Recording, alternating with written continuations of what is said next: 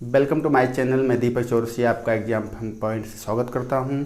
जैसा कि आज का हमारा टॉपिक है अकबर के बारे में आज हम पढ़ेंगे।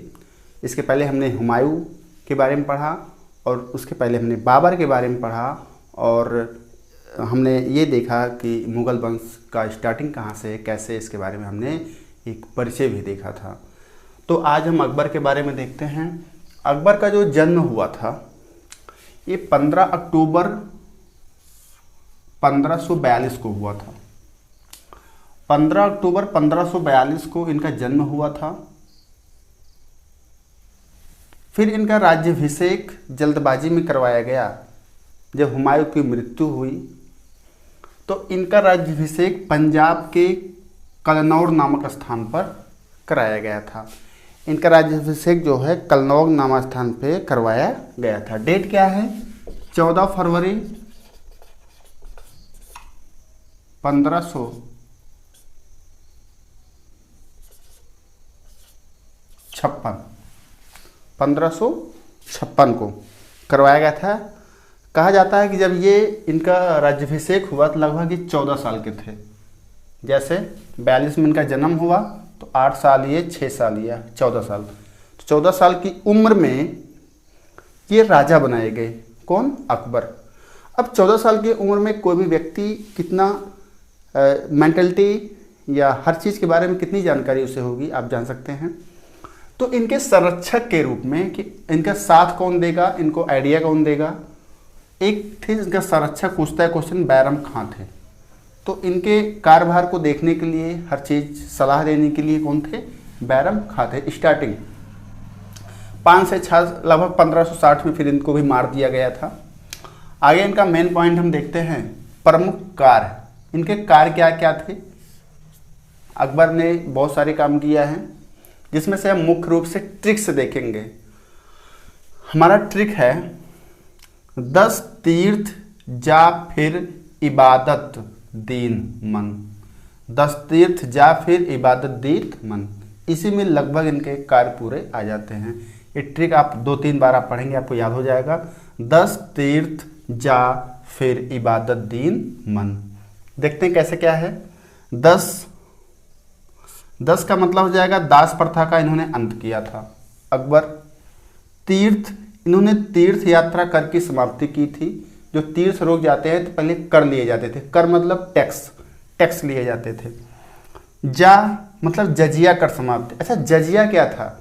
जजिया एक धार्मिक कर था। जजिया क्या था? जजिया एक धार्मिक कर था। धार्मिक कर था जो कि गैर मुसलमानों से लिया जाता था। जैसे किसी भी क्षेत्र में मुस्लिम रह रहे हैं, वहाँ पे अगर अदर कोई हिंदू जाके रह रहा है तो उससे उसे धार्मिक कर देना पड़ता था। तो जजिया एक धार्मिक कर था, इसको इसने समाप्त किया था। ठीक, फिर हम क्या कहते हैं? फतेहपुर सीकरी। फतेहपुर सीकरी की इसने स्थापना किया। एक बहुत बड़ा किला टाइप का है फतेहपुर सीकरी, आप घूम सकते हैं। इसका इबादत खाने का इसने क्या कराया था? निर्माण कराया था। इबादत खाना ऐसा कुछ स्थान ऐसे बनाया था अपने एरिया में। इबादत खाना होता क्या है? उसमें कुछ धार्मिक संगठन के लोग आके बैठ करके किसी भी टॉपिक पे, धर्म के टॉपिक पे बैठ के बातचीत करते थे, सलाह मशविरा यही होता था। उस स्थान पर उसे कहा था इबादत खाना। क्या था? इबादत खाना। इसका दीन ए इलाही। जैसा कि आप दीन ए इलाही की स्टार्ट कौन किया था? अकबर ने किया था। दीन इलाही से संबंधित एक प्रश्न आता है कि सबसे पहले दीन इलाही को एक्सेप्ट कौन किया, स्वीकार कौन किया? तो बीरबल ने किया था। बीरबल एक पहला ऐसा हिंदू था जिसने पहले स्वीकार किया। पहला और लास्ट दोनों हिंदू, मतलब लास्ट तक, इसके बाद कोई नहीं था। पहला भी माना जाएगा और लास्ट भी माना जाएगा बीरबल। दीन इलाही। इसके बाद मन से मनसबदारी प्रथा इन्होंने शुरू किया था। ठीक है, ये इनका कार्य हुआ मुख्य रूप से। और भी इन्होंने 2-3 कार्य अच्छे किए हैं।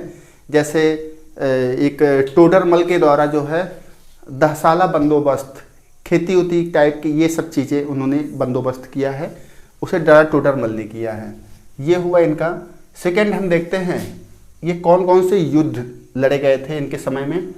पहला है पानीपत का द्वितीय युद्ध, सेकेंड युद्ध।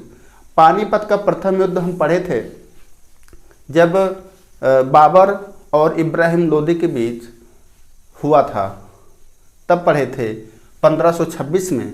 अब यह द्वितीय युद्ध आया 1556 में। आप ट्रिक से याद करिए हैं, 1526 और 1556, 56 26 26 56, तो आप याद कर सकते हैं पानीपत का द्वितीय युद्ध किसके बीच ये हुआ था? ये अकबर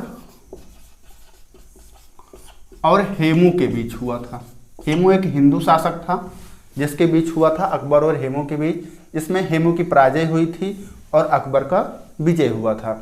द्वितीय युद्ध दूसरा है हल्दी घाटी का युद्ध, जो कि बहुत फेमस है। इसका डेट है 18 जून 1576 को हल्दी घाटी का युद्ध हुआ था। इसमें महाराणा प्रताप और अकबर के बीच हुआ था, जिसमें महाराणा प्रताप पराजय हुई थी इनका और अकबर विजयी हुआ था। पूछा जाता है प्रश्न, हल्दी घाटी युद्ध में अकबर का सेनापति कौन था? तो इनका सेनापति था मान सिंह। अकबर की तरफ से मान सिंह सेनापति थे, ठीक है, जो कि हिंदू शासक कहे जा सकते हैं, लेकिन सेनापति उनके बनाए गए थे। तो पानीपत का उन्होंने देखा, हल्दी घाटी का युद्ध देखा। अब स्क्रीनशॉट ले सकते हैं। अगला हम देखते हैं अकबर के काल को, जो क्वेश्चन बराबर पूछे जा रहे हैं, अकबर के काल को हिंदी साहित्य का स्वर्णकाल भी कहा जाता है। हिंदी साहित्य का स्वर्णकाल भी कहा जाता है अकबर के काल को। अकबर राजकीय भाषा क्या है? फारसी, वैसे उर्दू, लेकिन फारसी इनकी राजकीय भाषा है। अनुवाद विभाग की स्थापना कौन किया है? अकबर ने। अकबर ने अनुवाद विभाग की स्थापना किया है। ये हमारा आज का टॉपिक हुआ अकबर के बारे में। अकबर का ही नेक्स्ट वीडियो हमारा होगा जिसमें हम बात करेंगे इनके बारे में। कुछ चित्रकार थे और चित्रकार के अलावा इनके यहाँ नवरत्न भी रहते थे, नवरत्न के बारे में बात करेंगे। और क्या है इनके नवरत्न के बारे में डिस्क्रिप्टिव हम बात करेंगे, जैसे तानसेन थे, बीरबल थे, अबुल फजल थे, भगवान दास थे, कई लोग हैं, लगभग 9 लोग हैं। इनके बारे में डिस्क्रिप्टिव अध्ययन करेंगे। तो आज का सेशन हमारा यहीं पे ख़त्म हुआ। प्लीज़ लाइक करें, सब्सक्राइब करें, शेयर करें। सेशन अच्छा लगे तो थैंक यू।